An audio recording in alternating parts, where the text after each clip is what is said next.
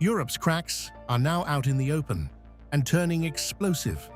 Slovak Prime Minister Robert Fico has openly mocked the European Union as weak like tea brewed 5 times, declaring the bloc irrelevant as global crises intensify. I think it could happen, that President Trump might decide to leave NATO, and that we will be confronted with this question, which in my opinion is extremely difficult for all of us. Why is the European Union where it is today?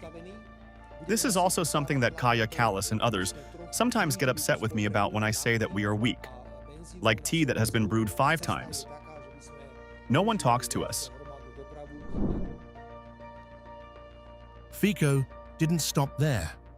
He accused Western powers of deliberately prolonging the Ukraine war to weaken Russia, calling the strategy a failure, and warned that rising tensions with Iran could trigger a fresh energy shock, leaving Europe scrambling for fuel. In a stunning warning, Fico raised the specter of NATO's collapse, saying one move by Donald Trump could shatter the alliance. He slammed the EU as a military cabinet, obsessed with war and weapons, no longer the peace project it once claimed to be. Imagine NATO collapses and we have to ask people what they want. This cannot be a decision made by politicians. 4 people cannot sit at a table and decide to pull Slovakia into another bloc. The people must decide.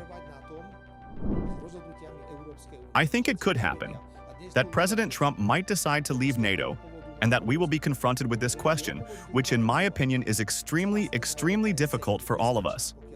Why is the European Union where it is today?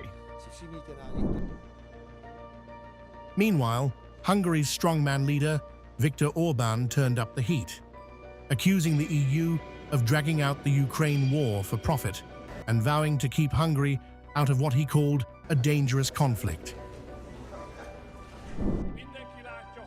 We will not allow Hungary to be dragged into the war. We will not. We will not allow it, dear people of Fehérvár. And of course, we who know history well, for we stand in one of Europe's most important historical squares. We also know that war is about money. And the stakes of this election, dear people of Fehérvár, are whether we allow ourselves to be robbed, the Hungarians. They have set up 3 traps through which they can take the money of the Hungarians. The first trap we must avoid is that they are forcing Hungary to participate in financing Ukraine's war. Taking direct aim at Volodymyr Zelenskyy, Orbán alleged election interference and economic sabotage, asking voters bluntly, who should rule Hungary, Zelensky or me? A question that lays bare a continent increasingly divided, volatile, and on edge.